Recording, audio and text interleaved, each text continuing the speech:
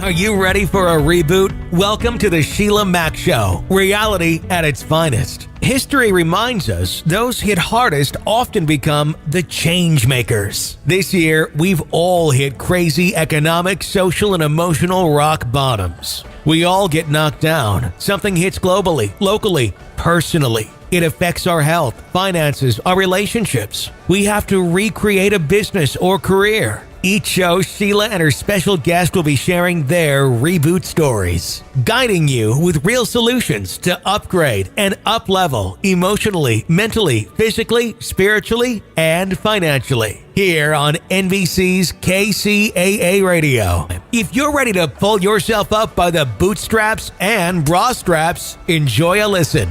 Here's Sheila. Welcome to the Sheila Mac Show, reality at its finest. Here we have real people sharing real stories and actionable steps to help you reinvent, rebuild, and reboot your business and personal life on your terms. And today we have a special guest. We have Sheena Cantar, and she plays polo. It's her passion. Now, working previously alongside the infamous Bob Proctor, she learned how the most successful people think, and she teaches others to do the same.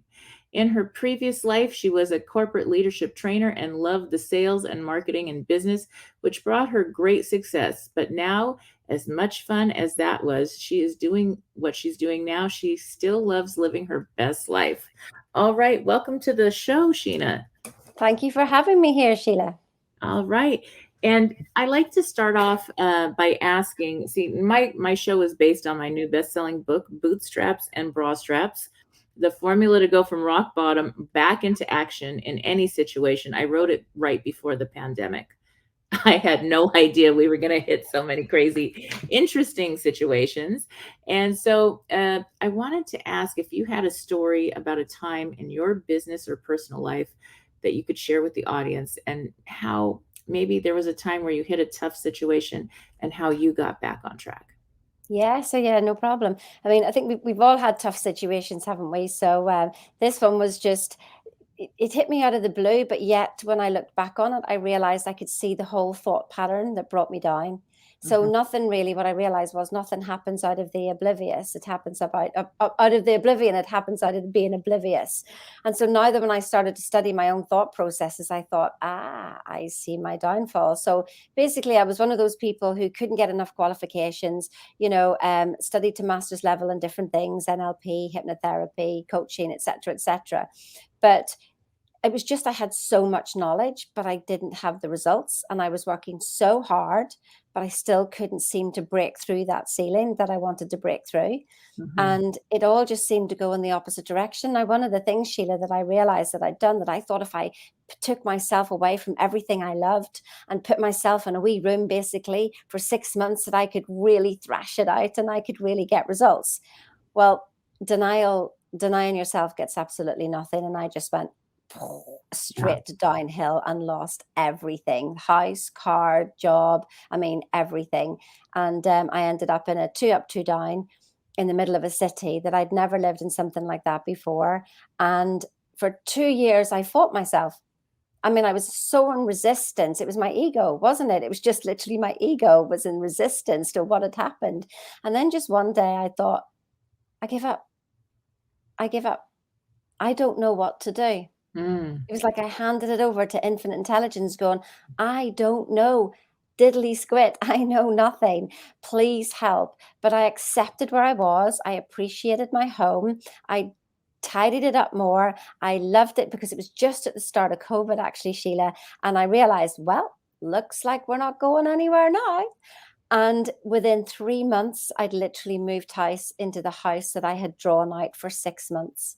Nice. I drew this house out over and over again. I wanted my family back together. I had a certain image in my head, and I just drew it and drew it and drew it. And then 3 months later, we were in it. So nice. That's wonderful. Wow. So it was really your vision or your state of mind that had to change first, or surrendering? I think it was the state of mind. It was the acceptance. What I realize now is that what you resist persists. So even though I was learning about all of that, I didn't know how to put it into practice because the ego, the fight that we're taught, learn, do, be, you must work hard. And if you don't have results because you're not working hard enough, so I just worked harder and harder and harder. And when I realized I was in complete resistance to myself, and I was resisting being in the house. I didn't like where I lived, and I just argued with myself all day, every day, while still trying to nobody saw that. Everybody saw this positive smile, but inside I was crushing myself. I was beating myself up. And then I remember the moment walking in the door feeling almost shame of, not the shame of the house, but the shame of how dare you when this house was looking after you? How dare you think that you're better than this house? Who are you? And I just felt this absolute gratitude and appreciation. And I lived the next 3 months in complete gratitude and appreciation, but I had already been drawn out the house, and it was like the house just needed me to let go of the fight, and then it could come into being. And when I signed on that for the house, I didn't have the money. Sheila, I was listening to what Bob taught me what to do and how to think. And I went, well, this is what Bob says. Just sign on the dotted line and everything will be fine. And it worked. I practiced the principles he taught me. He says, do you believe what we teach, Sheena? And I went, oh, I have to put it into practice now. Yes.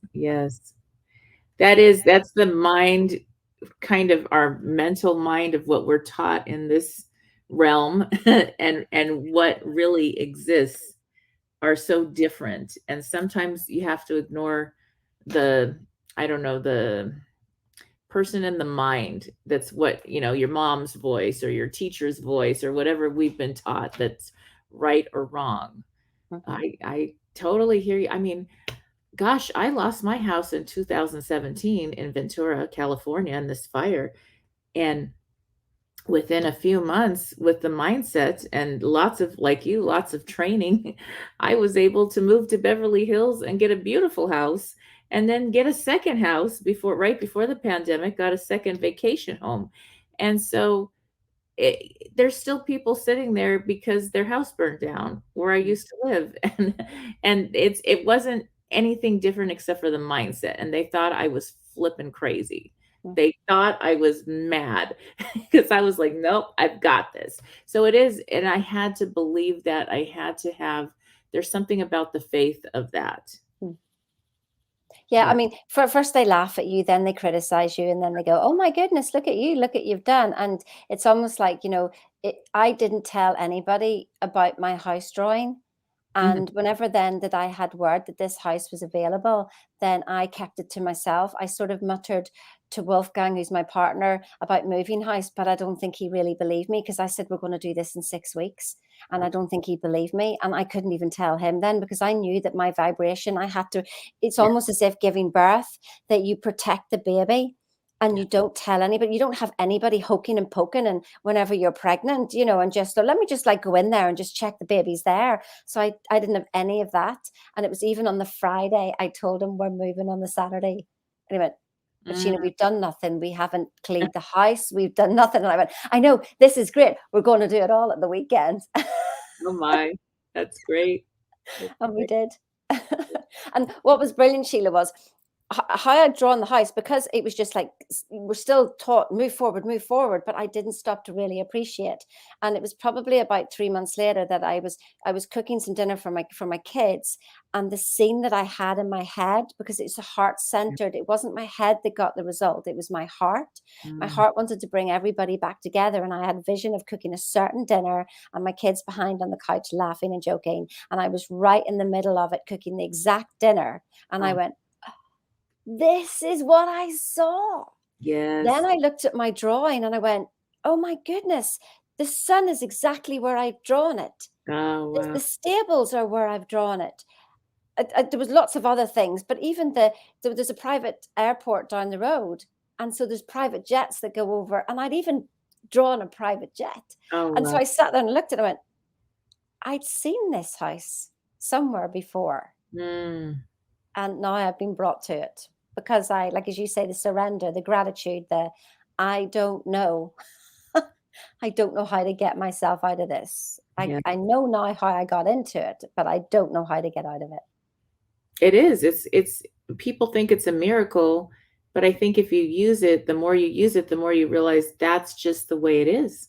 Hmm. And it can be that beautiful and simple. It's just completely not sharing it with all the different vibrations. Oh Like, yeah, you can't just keep it to yourself. yes, yes. I just had that call with my clients tonight and we were talking about that. I said, listen, something else interesting has happened to me. I've decided that it says in the Bible, ask, believe, receive. It Yeah. doesn't say work your tiny backside off. It doesn't say work really hard. In fact, it says you need do nothing. Neville Goddard's book, in their free will chapter, it says you need do nothing. I said, I'm proving a point. I'm just proving a point here. So I have this absolutely, as Bob calls them, C-type goals, and I'm doing nothing to get it. And on Thursday and Friday, we had like so close to it. Uh-huh. And it's just like, it's like as if you're close to land, that you get the birds and the seagulls. Like Christopher Columbus, he saw the birds and the seagulls, so he knew he was close to land. This was it. And I'm just like, oh, I've done nothing for this. So the universe conspires to have all these other people Yes. end up doing something for you, and I'm proving a point. So I've told them, I said, get something ridiculous, put it there, write it out, draw it out. I don't care what you do, but do nothing except know it's yours. End of. No denying it. Don't discuss it with anybody. Right. Don't even tell me. Just don't deny it. Mhm. Don't deny it. Yes. Wow. That is so interesting how it works. Now, do you share this with your children? How I'd this love them to believe me, Sheila, but clearly they're like their mother. They know everything. Oh, yes, yes. Wow. So they're very good at repeating back to me if I go off center, and they'll go, well, you just know it's just a story, Mum, don't you? And I Uh-oh. go, oh, thank you for the reminder. Thank Right. you. I mean, I do appreciate it. I just got, oh, I was going off the story. So I get back on track again. So yes, I know when they're ready to listen to this stuff and to listen to what Bob Proctor's taught me, because well, it's a story if I say I can't teach them. I just talk about things, but they've got to do the work themselves. I can't do it for them. And when they're ready, they will do it. Right now, they know everything. So that's fine.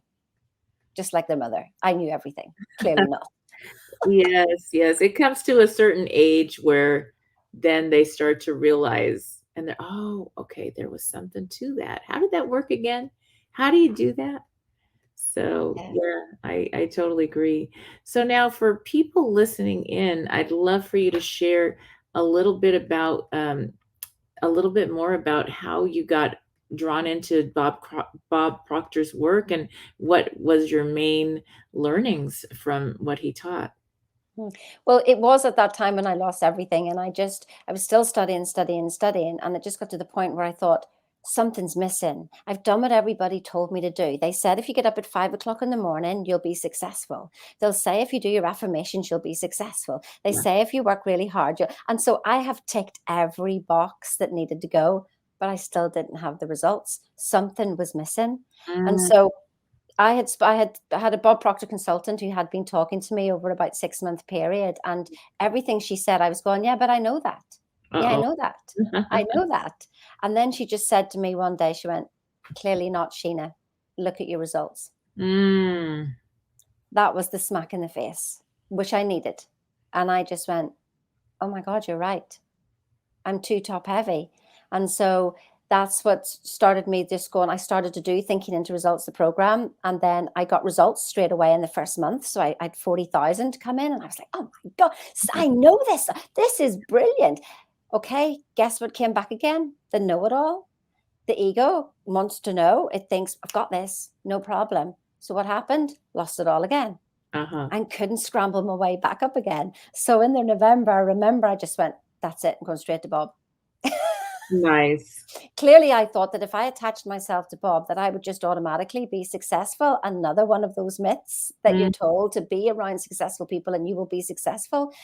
Note to everybody, you have to do the internal work. Yes. It doesn't just happen. And I had a kicking and a screaming. So basically, yes, I picked up the phone and it was 30,000 to work with Bob directly. And I was 70K in debt. And I just said yes. So it was illogical, but I just knew something different had to happen. Now, I warned my kids that we wouldn't have a Christmas because all the money was going on there. And then that's when things started to, I had to really work on the inside. Now, what I realized, this journey wasn't about knowledge anymore. It was about the undoing of everything I'd ever been learned. Yes. The complete. Nobody tells us lies on purpose. Mm-hmm. Everybody thinks it's the truth. Right. But we have to clear every belief that you've ever had and get back to ground zero so that you can choose your beliefs. Now, if we don't clear everything, and I mean everything, the color of your skin, your religion, your family, it doesn't really matter, but clear everything. Because then you'll know what's controlling you. Because if you're attached to anything, that's controlling you. Mm. So I cleared everything, and it wasn't a pretty sight, let me tell you, Sheila. Still see times stuck in a corner, crying my eyes, thinking I'm the worst mother, the worst girlfriend, the worst daughter, the worst everything. And then the universe was just confounding that to me. I was being brought in situations that was confirming all my fears. And so I got through that. It was like the dark night of the soul, kind of lasted for about 18 months. But, I squeezed myself through this funnel, and then I started to see, I wasn't supposed to beat myself up. I was just to go, all is forgiven. It's okay. You didn't know. Next. What's the thought that will serve you now? Well, this one. Right, we'll think that thought. And it was more like one step at a time. I didn't even want to get out of bed in the morning, so my alarm went off at 5:00. I used my kids as my why. I would say, so your kids don't matter. I would be up and I would put my feet on the floor, and I made the decision every morning that I would change everything. And so, yeah, I think you cannot not be who you are. Yes. You're like perfect, but Right. we try to be something for work, for parents, for school, for everything. So I didn't have a clue who I was, not a clue. And then I realized that it was okay to be Sheena, and I started to love her. And then I realized, well, I didn't actually really exist. Yeah. So that's a whole other story, and that takes us down another rabbit hole. But it was a journey of not knowing rather than knowing. Does that make sense to you? It does, in a weird way. I remember I was making so much money as a young kid, and people were like, "How do you do that?" And they're chasing money. I was like, "I'm not chasing it. I never chased it. I'm doing good for other people. It comes back in a different way. Blessings, it's like a flow." And I never thought of it. And then everybody convinced me, you got to chase it. And the minute I chased it, it ran away. And I was like, what in the heck is going on? It was much easier when I just chilled out and did me, and it just showed up. And oh my God, that's so true, Sheila. Is there anything I've worked really hard towards, it goes in the opposite direction? Yes. And I was like, I can't do this. This doesn't make any sense. This chasing. I wish somebody taught me that earlier. Yeah, when you're serving people, when you're helping people, when you're contributing and from your heart, not fake to chase, but when you're really from your heart, that's all you need to do. And it'll show up. You'll get invited, you'll get the job or the promotion or everything is provided for us. I believe that fully. That is, they say, the birds are provided for. They're not worried about tomorrow. It's only us that are hoarding things away. And that was one of the things that I also remind my clients. And I said, when they save for a rainy day, I says, well, then you're going to get a rainy day. Oh. And my mum saved for a nursing home, and she had a nursing, she ended up in a nursing home. And I said, so, money is supposed to flow, and it is supposed to be easier if we feel that effort in that we're taught. Like I was taught that in corporate about the effort and the effort and the effort. And when I went on a sales call, I had supposed to go through a script. Well, I didn't even remember my name by the time I would go through a script. I didn't have a clue what was going on. So that's the thing. If there's effort, it's force, and that's negating, and that's resistance, and it's screaming lack. And what is it? He that hath more will be given. He that hath not, even that which he Yes. has will be taken away. And that's science backed, isn't it? Mm-hmm. Because if you haven't got it, then that's the message to the universe. I haven't got it. So it goes, oh, Sheena loves not having it. So that's great. I'll not give it to her. Yes, yes, that's so true. That's so true. So what suggestions do you have for people listening in that are maybe at that point where they're trying to rebuild after this interesting time on our planet? Maybe they've had some things switch around and they're not seeing the better part of it yet. You know, a career shift or something happening. What's your suggestion when things like that happen? Well, actually, that's what I put, what I was talking to my clients tonight about, funny enough. And it's called The Trick to Staying in Charge No Matter What.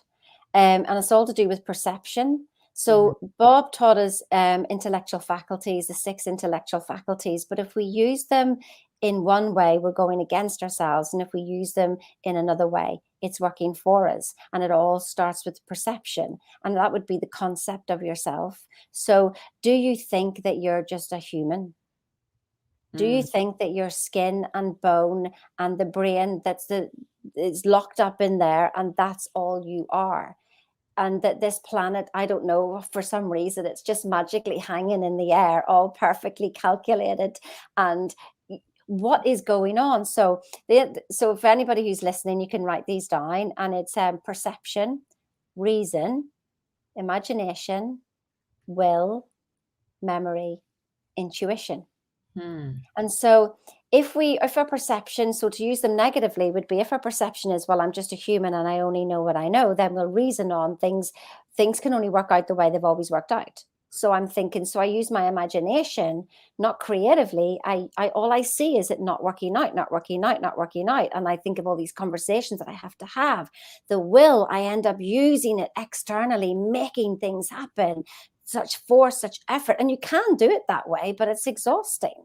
So Right. then memory, you end up creating the same memories. It's the past is brought to today, it becomes tomorrow. Intuition, well, you can't hear a thing because your brain's talking. Mm-hmm. So stop. The perception is the concept of who you are. Who are you? It's not woo-woo anymore, thank goodness. Science has shown us that we are light. Yes. Quantum physics, if nobody believes me, go study it yourself. Quantum physics shows that we're light, and light is everything. Light contains all colors. So if we're light, then we're pure potentiality. Mm-hmm. Wow. So my reasoning now could be, well, that was yesterday. Today's a new day. What could happen? What if it does work out? So Yes. now my imagination, what would that look like? In other words, Bob always said, well, what do you want? But Mhm. arguing for your limitations, he go, no, no, no. What do you want? Most Right. people don't actually state it. They get caught up in a problem rather than stating what they want. So we're very, what do you want? What do you want? No matter what's going on. If I'm confused, what do you want? So then I see it in my imagination or I write it down. But I use my will internally to hold the image. Mm. And then if I hold the image and just take the action as I know that it's already done. This is what you were speaking about before, Sheila, was about faith. And Yes. this is, faith not born of, blind faith. This is faith born of knowledge, actually, that you learn that who you really are. Mhm. But then your memories now, you're creating new memories using your imagination. You've got 50,000 cells of recognition every single second being recreated now with these new memories. Can you spend half an hour in your new memory? Can you spend an hour? But most people are too busy to do that. They don't realize the power of this 1 hour maybe that you spend imagining your life. But Mhm. the quieter you become, then you can hear the intuition, the inner tutor. It's talking all the time, but it's a quiet voice, Yes. or it's a message on LinkedIn. Mhm. It's something in the book that you pick up and read, and you go, oh, that's what I need to do. Yes. And we can hear it. So those are the things that Bob said to us before we do anything. Who are you? Will affect everything else then that happens after that. So who you're being in all you're doing. That's Yes. like the first chapter in my book. So Wow, I love that.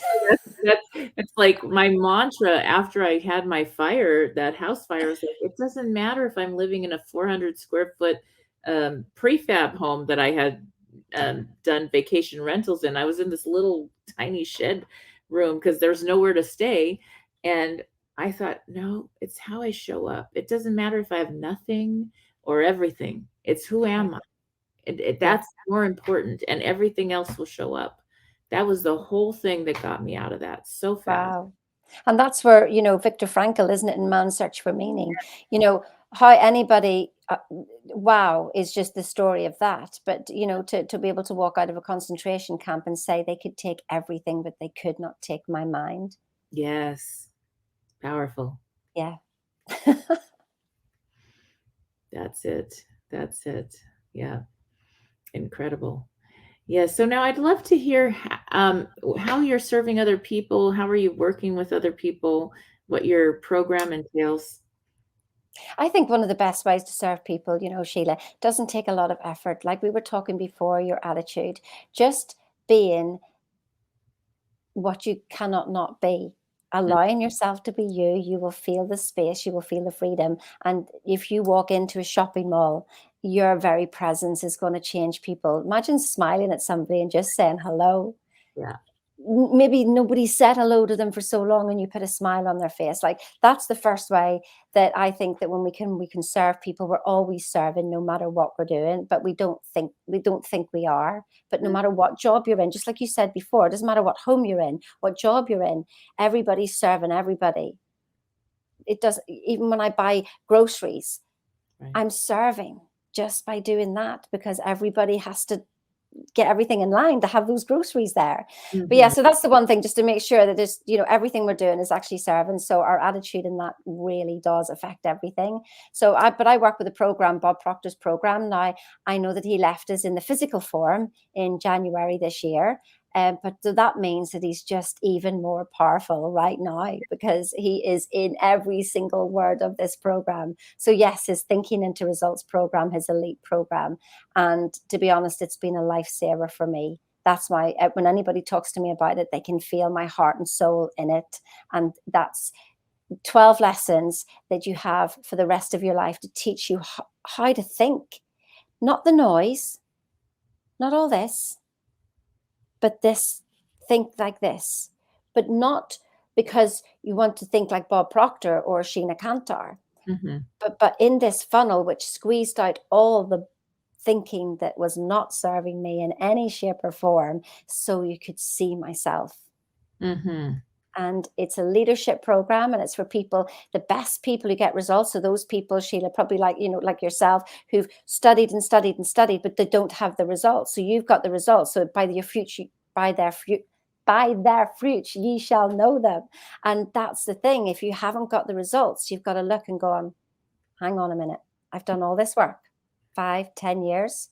I'm trying to get a business up. Your current thinking got you to where you are. It will working harder. Please, people, please, anybody listening, do not work harder. And Right. you don't need another qualification, unless you're going to be a brain surgeon, of course. Then that would be very helpful. But other than that, it's your mindset, 95% mindset. And when you can clear the rubbish and hear yourself, you will be led to what you want to be led to. And it is not you choosing something. You have been chosen for this idea. You did not choose me. I chose you. And you can see that now, and you can just go, oh, I'm just supposed to say yes. Yeah. To these wonderful ideas. Not do I deserve it? You don't deserve anything because it's yours already. So how could you deserve it? You can't not work towards it. So that's the line of thinking we take you on. And one of the main things is you can study every program as a human, or you can study it as the spirit that you are, the energy that you are, the light that you are, and you will get such different results. So yeah, that's what I take people. That's what I take people through, helping them live their best life. And the first of that, actually, Sheila, is finding peace. If we don't have peace of mind, then we have a bit of chaos going on. Yeah. And we want to bring clarity to that. And that brings order. And order is heaven's first law. So we want to bring some order. And it brings order. And it's good. Nice. Nice. That's really nice. For me, I have trouble in the sense that I am more in that other world, in that other realm, in that light realm than in this one. So when the two meet, the form and the freedom come together. And I think that's the beauty of how Bob was able to put it into a course and into words that you can understand no matter where you're coming from, where it's, oh, that's my language. Okay, I understand that. Or it's the other, and he'll put it in different ways so you get it from where you are to where you want to go. It doesn't matter what level you're at. You may never have studied this before, and you'll hear the simpleness of it. But then I've been studying it for 4 years, and I'm still amazed. I go, oh, go figure. The whole of Neville Goddard's book, lesson 1. Oh, the man's a genius. And I even hear, even like the Course of Miracles, Yes. there's things I'm hearing there, and I'm like, oh, Bob, like you never cease to amaze me. There it is. I can hear your reference there. And he always said that. He said, this is not my material. This is things that have been said for 2,000 years, but nobody's listening. They think it's new thought. It's not new thought. Yes. This is it. It's not mine. I'm just repeating it. Exactly. Incredible. So now how can people reach you and learn more about what you're sharing? Well, the name Sheena Cantar, I did actually make it up. Sheena was my birth name. And so luckily, if you Google me, I'm the only Sheena Cantar that pops up. You can find me on any of the social media, and literally you just type in Sheena Cantar and I look like this. I keep the same look so people know it's the blue and the gold and the blonde hair, and we're done. We're easy, and I'm easily found. So yes, you can find me on any of the social media just by typing in my name or Google. Either way, doesn't matter. All Easy right. done. That's great. That's great. And as we're coming to the end of the show, I'd like to maybe ask you if you could go back in time, what would you tell your younger self? It's okay to be you. Nice. Literally, it's okay. There's nothing else to be said, because I remember the points in time where I changed myself to fit in. I can see it all happening now. Yeah. But I was okay, and to trust myself. I love that. That's so beautiful. Yes. Yeah, I just think of any child. You see a child and they're dancing or they're singing or they're being themselves, sharing whatever's in them that just comes through them. And they're incredible and beautiful, and everybody's applauding for them because they're just being who they are. And then how dare you be that when you're older? that's all we have to be. We don't have to try to be anybody else, because that shoe doesn't fit. It's the wrong one for us. And so that's it. I love that. That's incredible. Oh, I'm just so inspired and so glad that you were able to be a guest on the show today, Sheena. Thank you so much. Thank you for having me. Yes, yes. All right. And for those tuning in, we will be back after these messages. All right. So thank you again, Sheena. Thank you so much. All right. All I right. appreciate it. All right. And stay tuned. We'll be back after these messages. All right. All right. Get ready to take some notes. This is Sheila Mac here on NBC, Sheila Mac Show, KCAA Radio, the station that leaves no listener behind. I'm your host, Sheila Mac, and today we've had a special interview with our dear friend who has trained with Bob Proctor himself and had so many incredible secrets and things to share about how to bring forth abundance, beauty, wealth, happiness, and all the things you desire in life. And you might think, well, does this stuff really work? And I believe it works, but I do believe there is some work involved in it. So one of the things I did was, here's a story. And it's a true story. Just a couple weeks ago, I had a flat tire after getting 4 brand new tires. It was kind of wild. And not only that, but when I wanted to call the auto club and go ahead and have my car towed to the Mercedes dealer and get the new tire on, guess what happened? I lost my keys. Now, I'm thinking, how is this manifesting something good? This doesn't make any sense to me. This is like not what I wanted. This wasn't my intention. What's going on here? And I was in my vacation home in Las Vegas. And so if you know what's going on over here right now, we are finally getting rains. And unfortunately, we've had major floods. And so I had this meeting I was going to attend, and I did not go because not only did I have a flat tire, but because I would work around that and get the AAA to help me, I also didn't have my keys. So I had to cancel that meeting. And I was so frustrated, but I said, no, there's something good about this. And I missed being in the middle of that terrible flood, which would not have been good for myself or my car. And so oftentimes I believe that the universe will give us a course correction, a reroute. Maybe you call it a soul reroute or divine intervention. And I really think that's what happened.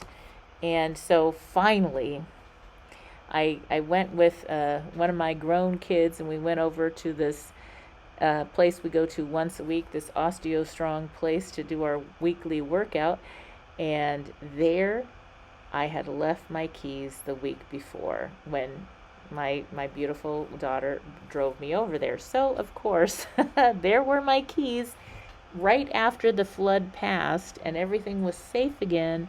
I got a hold of my keys and I was able to get my new tire. And I was a little bit kind of feeling like, how can I make this a good, beautiful experience? Because, going to get a tire is a little frustrating.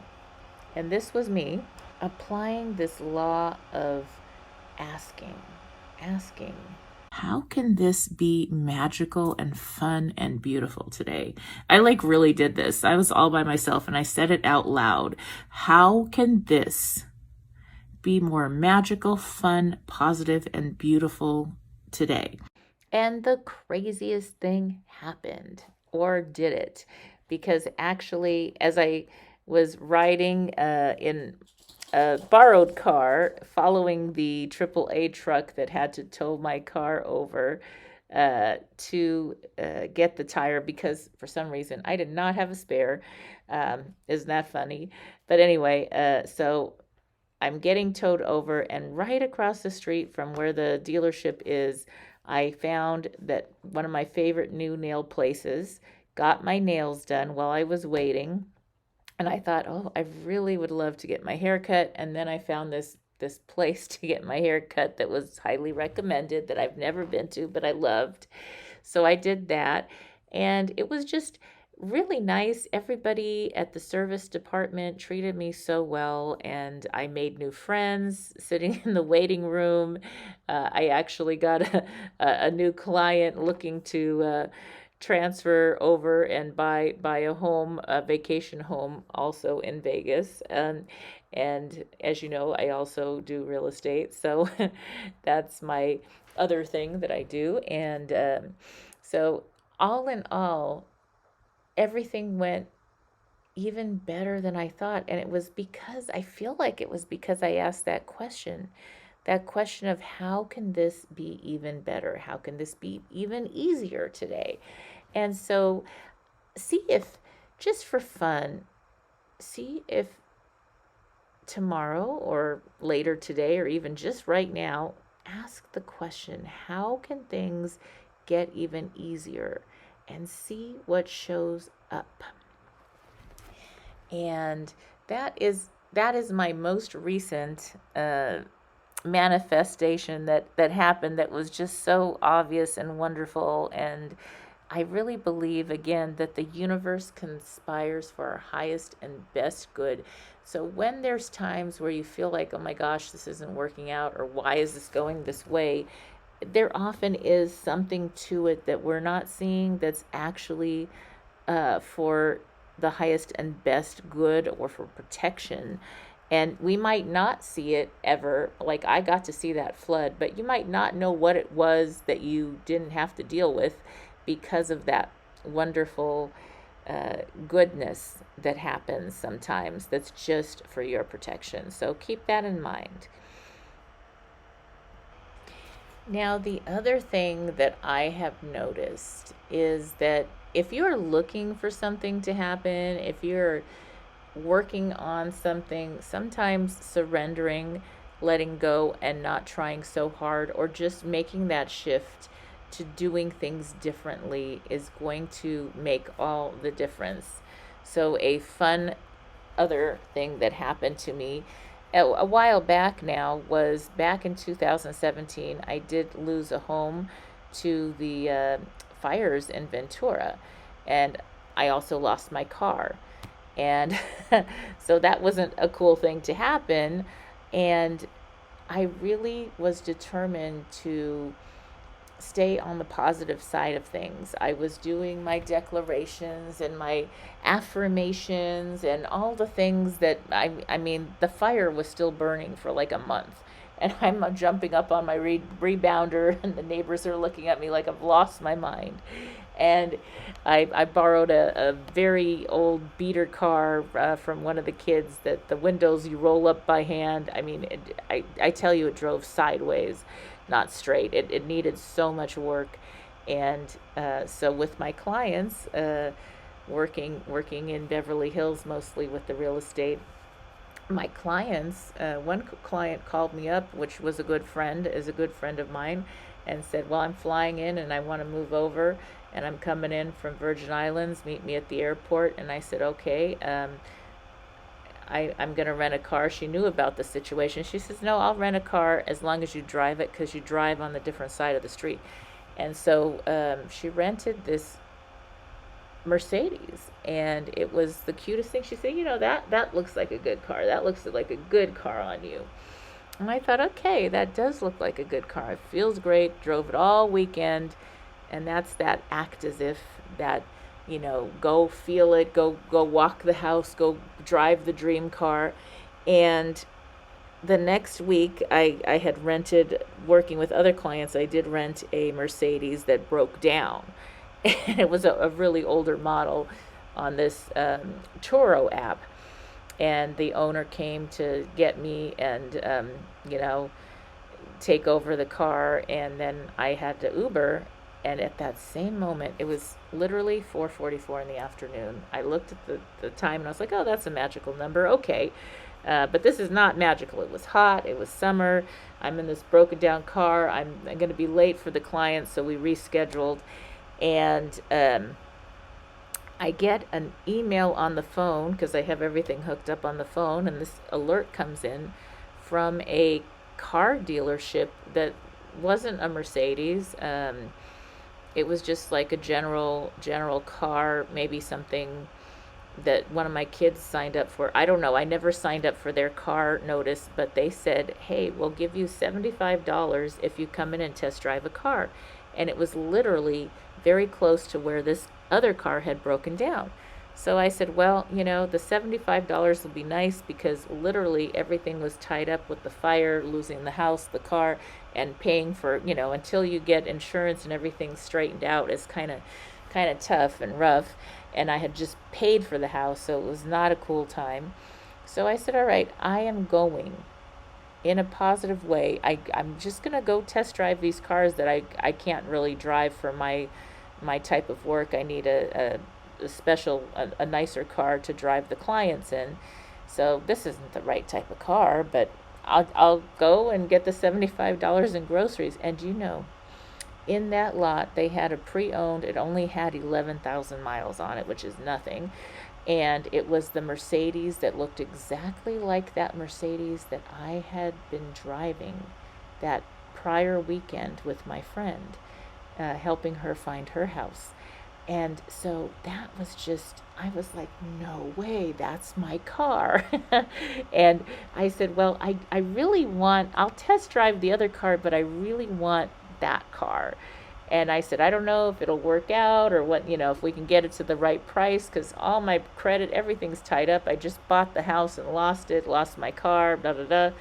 And so we got me into that car, and I was so happy. It was actually $6,000 under Blue Book. I was able to use my commission, buy the car, and I had some payments, but paid it off within like 2 months, and it was pretty cool.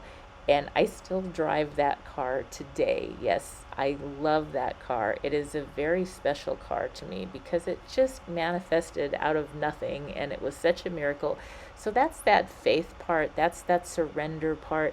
That's going past what your mind might say is going to make any sense. Like, really, honestly, I just went there for the groceries, and I actually did get that $75 in groceries. They were very happy to sell the car because nobody wanted to buy the car at that dealership, and it was a perfectly good Mercedes, only 11,000 miles, beautiful, and they had it at that super discounted rate.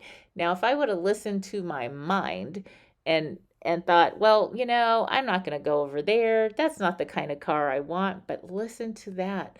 The universal law of just surrendering. I surrendered to, okay, I'm going to go and be open-minded and see what's available.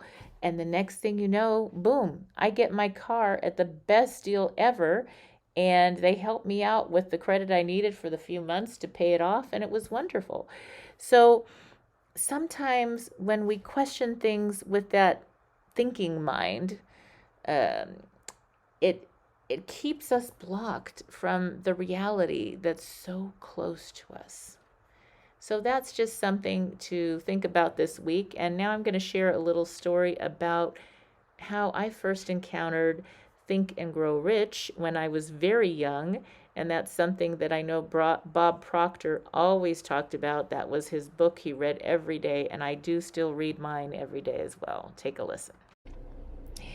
Now, my memory, or my first meeting with Napoleon Hill, was actually back when I was 8 years old, and I did actually mention it in my new book, Bootstraps and Bra Straps, the formula to go from rock bottom back into action in any situation.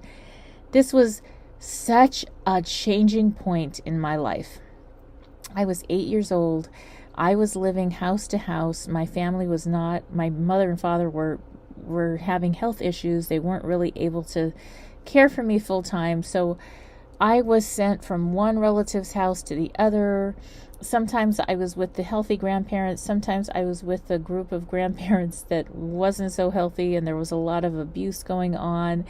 And at this point, I was 8 years old. I remember I was actually in a nice neighborhood. Unfortunately, the home had a lot of abuse going on. My mother was home with me for a short time, and I had taken up some little part-time jobs helping out in the neighborhood. So I would literally, this is back in the day when this was, I guess, the normal thing, I would go help out with cutting the lawn or cleaning and actually polishing furniture when people actually did that. And I would go do that for the neighbors and get money.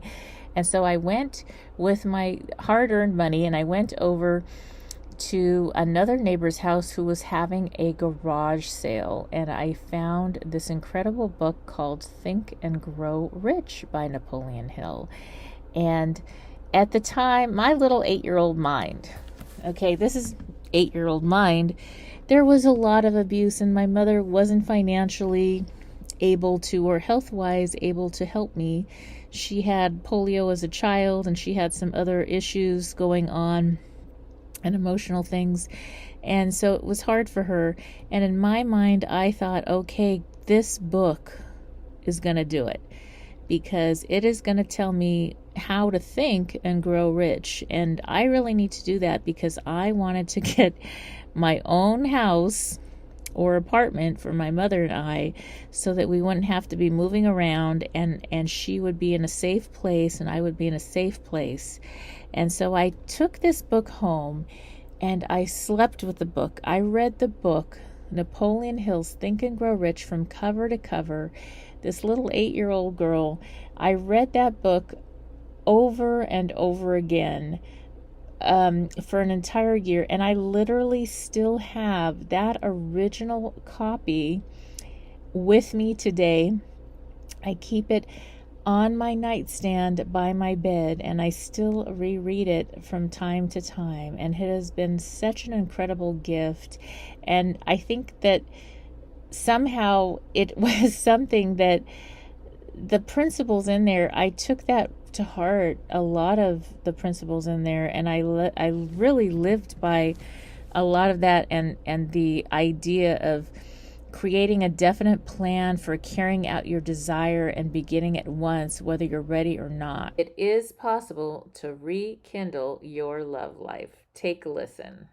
Dear Sheila, my husband and I have been married for 30 years, have just sent our last child out into the world, and they recently started college.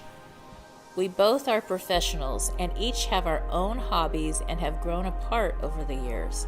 Help! Who is this man I have lived with, raised my children with, and now I'm looking across from our large family dining room table from? It is like a stranger.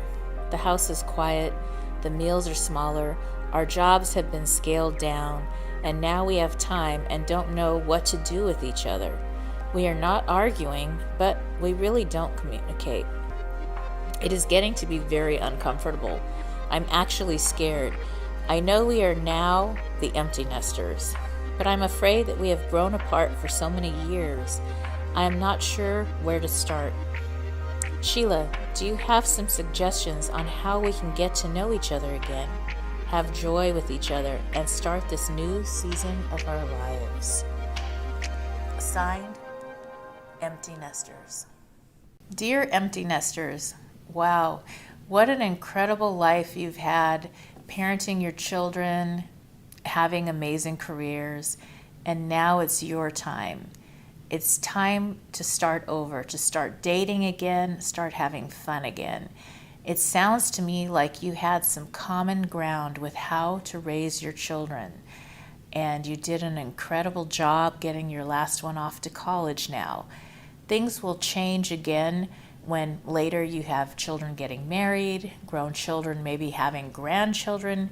So you have this space, this beautiful space and time in your life where you can actually get to know your other half, your husband or wife. You can go do fun things together. I would start by dating each other again.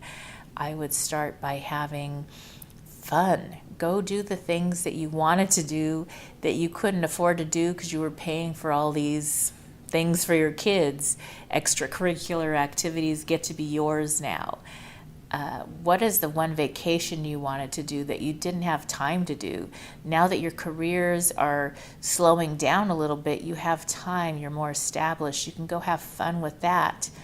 You may want to just do something as simple. One of the fun things that I loved to do was to write down simple things that you both love to do. It could be 10 different things or 20 different things you love to do, maybe 30, and you write it down and you literally put it in a bowl or a hat.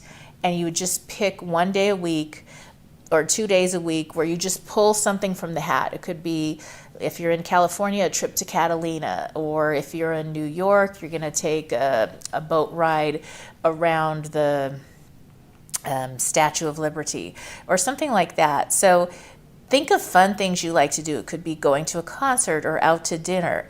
And spontaneity, bring spontaneity back into your marriage, because now you don't have all those things again. And I would play games, get to know each other. What are you looking for, or what did you stop doing that you love to do that you kind of had to put down because you were raising kids and working? Was it a sport, an activity, Maybe you like to hike, and maybe now you're going to start by doing gentle hikes or walks together. Maybe it was something that you both love to do, to go dancing. You can take dancing classes again. So have fun with that and get back to us and let us know how that's going. As always, I wish you life, love, laughter, and light. If you are just tuning in, this is NBC's Sheila Mac Show here on KCAA Radio, the station that leaves no listener behind. I'm your host, Sheila Mac, and today I have a couple of announcements. First, I would like to hear from you. That's right. I would love to hear from you. To be honest, I want to know what your breakthrough is, what your reboot is. How are you reinventing and rebooting your life? What shows would you like to hear more of? What information do you need to help you get back on track this year? And to do that, the best way to connect with me is actually through my new YouTube channel, and that is Sheila Mac Show on YouTube. And there you can see past recordings, and you can also see other information and shares that I have. And I would love for you to share in the comments there what you're needing more of and what you're rebooting this year and how we can help you get back on track. If you are just tuning in, this is NBC Sheila Mac Show here on KCAA Radio, the station that leaves no listener behind. I'm your host, Sheila Mac, and I have a special free gift announcement for you. That's right. Get a free introduction to the Boots formula and meditation by joining our email list for business leaders, busy moms, and rock stars like you. To get your free gift, just go to www.sheilamac.com/free gift. That's right, sheilamac.com/free gift for your gift today. Scare the boots off your obstacles is sold out in Vegas. I have to let you know something, just between you and me. This book is not one size fits all, just like a pair of boots or a bra. So the formula is designed to help you through any situation.